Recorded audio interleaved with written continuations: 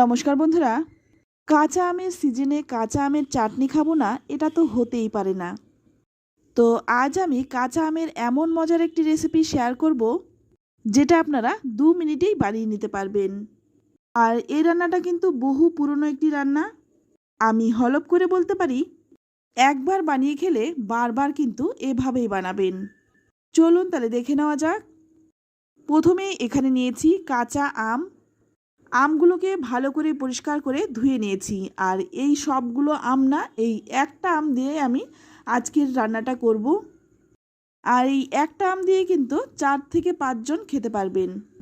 এবার এই আমটাকে ভালো করে একটু মুছে নেব, যাতে আমের গায়ে কোনো রকম জল না থাকে। তো দেখুন, আমটাকে খুব ভালোভাবে মুছে নিলাম।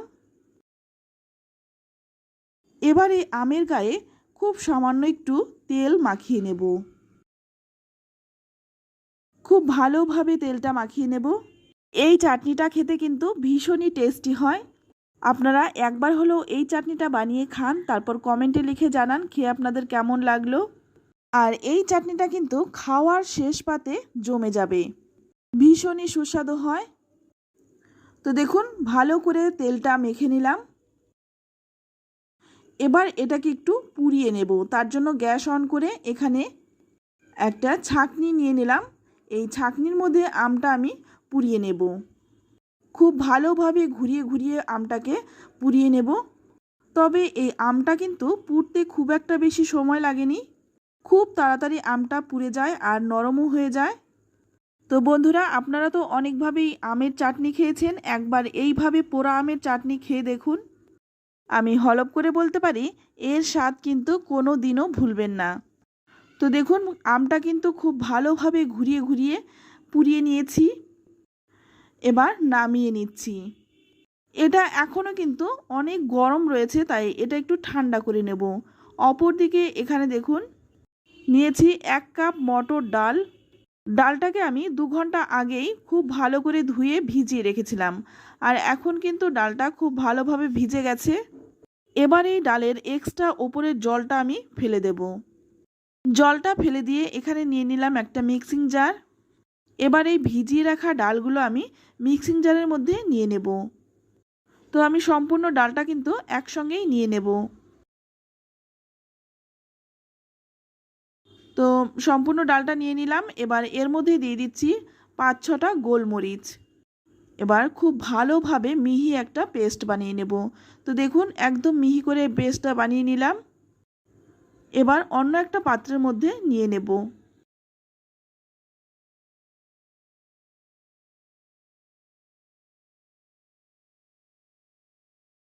তো সম্পূর্ণ ডালটাই কিন্তু আমি এখানে নিয়ে নিয়েছি। এবার এর মধ্যেই দিয়ে দেব খুব সামান্য একটু হলুদ গুঁড়ো। সঙ্গে দিয়ে দেব স্বাদমতো লবণ। এই লবণ আর হলুদ গুঁড়োটা দিয়ে খুব ভালোভাবে ফেটিয়ে নেব। ডালটা যত ভালোভাবে ফেটানো হবে, বড়াগুলো কিন্তু ততটা বেশি নরম হবে। তো ডালটা কিন্তু খুব ভালোভাবে ফেটিয়ে নিচ্ছি। যেহেতু এটা মিক্সিতে বাটা হয়েছে, তাই খুব একটা ফেটাতে টাইম লাগে না। তো দেখুন, দেখে বুঝতেই পারছেন ডালটা কিন্তু খুব সুন্দরভাবে ফেটানো হয়েছে। এবার অপর দিকে কড়াই গরম করে নিয়ে প্রথমেই এখানে একটা মশলা আমি ভেজে নেব। এই মশলাটা হলো 5 ফোড়ন। আর এই 5 ফোড়নটা আমি শুকনো খোলা একটু ভেজে নিচ্ছি। গ্যাসের আঁচটা একদম লো টু মিডিয়ামে রেখে 1 মিনিটের মতো একটু ভেজে নিয়েছি। একটু খেয়াল রাখবেন যাতে মশলাটা পুড়ে না যায়। তো দেখুন, মশলাটা এবার নামিয়ে নিয়েছি। এবার ঠান্ডা করে গুঁড়ো করে নেব। অপরদিকে অপরদিকে ওই গরম কড়াইয়ের মধ্যেই দিয়ে দিলাম 2 চামচ সর্ষের তেল। আর এটা কিন্তু আমি সর্ষের তেলেই করছি, আপনারা চাইলে সাদা তেলেও করতে পারেন, তবে সর্ষের তেলে করলেই কিন্তু বেশি ভালো লাগবে।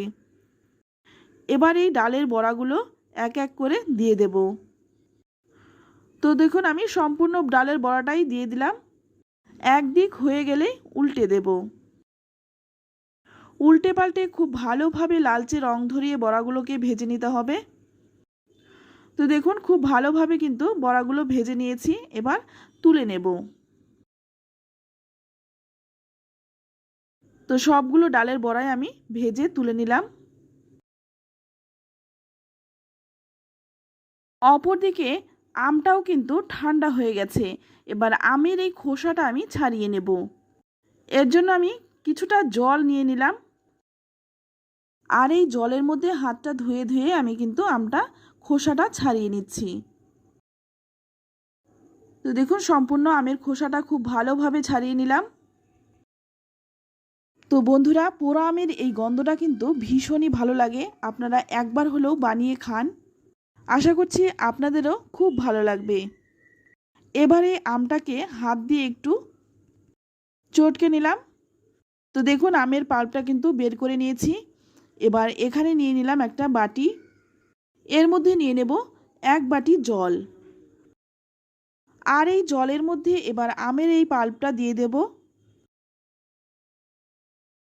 তো সম্পূর্ণটাই দিয়ে দিলাম। তারপর এই আমের যে আঠিটা বা বীজটা আমি ফেলে দেব, এটার কিন্তু প্রয়োজন নেই। তো আপনারা চাইলে রাখতে পারেন, তবে আমি কিন্তু এটা ফেলে দিচ্ছি। শুধু এই আমের এই পাল্পটাই নিয়ে নেব। এবার একটা চামচ দিয়ে ভালো করে একটু মিশিয়ে নিচ্ছি। তো তৈরি হয়ে গেল পোড়া আমের এই পাল্পটা। এবার অপর দিকে ওই বড়া ভাজার কড়াইয়ের মধ্যে যেই তেলটুকু ছিল সেই তেলের মধ্যে আমি ফোড়নে দিয়ে দিচ্ছি 1/2 চামচ হলুদ সর্ষে। আমি এখানে হলুদ সর্ষেটা দিয়েছি, আপনারা কিন্তু কালো সর্ষেটাও দিতে পারেন। ফোড়নটা একটু ভেজে নিয়েই এর মধ্যে দিয়ে দিলাম পোড়া আমের পাল্পটা। তারপর এর মধ্যে দিয়ে দিলাম সামান্য একটু হলুদ গুঁড়ো, আর দিয়ে দিচ্ছি স্বাদমতো লবণ। তারপর ভালো করে একটু নেড়েচেড়ে মিশিয়ে নেব। এবার 2 থেকে 3 মিনিট একটু ফুটিয়ে নেব। এটা আমি ভালোভাবে ফুটিয়ে নিলাম। এবার এখানে আমি দিয়ে দিচ্ছি 2 চামচ চিনি। চিনিটা দিয়ে ভালোভাবে একটু নেড়েচেড়ে মিশিয়ে নেব। আর চিনিটা দিয়েও কিন্তু 2 মিনিট আবারও ফুটিয়ে নেব। তো ভালোভাবে ফুটিয়ে নিচ্ছি। আর চিনি দেওয়ার পরে কিন্তু আগের থেকে আমের কালারটা অনেকটাই চেঞ্জ হয়ে গেছে। এবার এখানে দিয়ে দেব যে ভেজে রেখেছিলাম ডালের বড়াগুলো, সেই বড়াগুলো। ডালের বড়াগুলো দিয়ে আবারও কিন্তু ভালো করে নেড়েচেড়ে মিশিয়ে দিচ্ছি। আর আমের এই চাটনির টেস্টটা বাড়ানোর জন্য এখানে আমি দিয়ে দিচ্ছি আর 1 চামচ আখের গুড়। তো আপনারা কিন্তু চিনিটা বাদ দিয়ে শুধুমাত্র আখের গুড়টা দিয়েও করতে পারেন। আখের গুড়ের সঙ্গে পোড়া আমের গন্ধটা কিন্তু খুব ভালো যায়। আপনারা একবার বানিয়ে দেখুন, তাহলে কিন্তু বুঝতে পারবেন। বড়াটা দিয়ে আর 1 মিনিট ভালো করে ফুটিয়ে নিয়ে এবার ভেজে রাখা যে মশলাটা গুঁড়ো করে রেখেছিলাম সেই মশলাটা দিয়ে দিলাম। মশলাটা দিয়ে ভালো করে নেড়েচেড়ে মিশিয়ে নিয়ে এখন কিন্তু আর বেশি ফোটাবো না, 1 মিনিটের মতো ফুটিয়ে নেব। জলটা কিন্তু আপনারা একটু পরিমাণ করে দেবেন, কারণ ডালের বড়ায় কিন্তু জল অনেকটাই টেনে নেবে, আর এটা কিন্তু একটু ঝোল রাখবেন, এতে করে খেতে ভালো লাগবে। এবার গ্যাসের আঁচটা বন্ধ করে নামিয়ে নেব। তো বন্ধুরা, পোড়া আমের এই চাটনিটি আপনাদের কেমন লাগলো অবশ্যই কমেন্ট করে জানাবেন। ভালো লাগলে লাইক, কমেন্ট, শেয়ার করবেন। আর আপনি যদি আমার চ্যানেলে নতুন হয়ে থাকেন, চ্যানেলটা সাবস্ক্রাইব করে নেওয়ার অনুরোধ রইল। আর এই কাঁচা আম থাকতে থাকতে এই রেসিপিটি একবার হলেও বানিয়ে খান। খেয়ে তারপর আমাকে কমেন্টে লিখে জানান খেয়ে আপনাদের কেমন লাগলো। আজ এই অবধি, আবারও নিয়ে আসবো অন্য কোনো নতুন রেসিপি। ততক্ষণ সকলেই ভালো থাকবেন, সুস্থ থাকবেন, আর সকলকে ধন্যবাদ।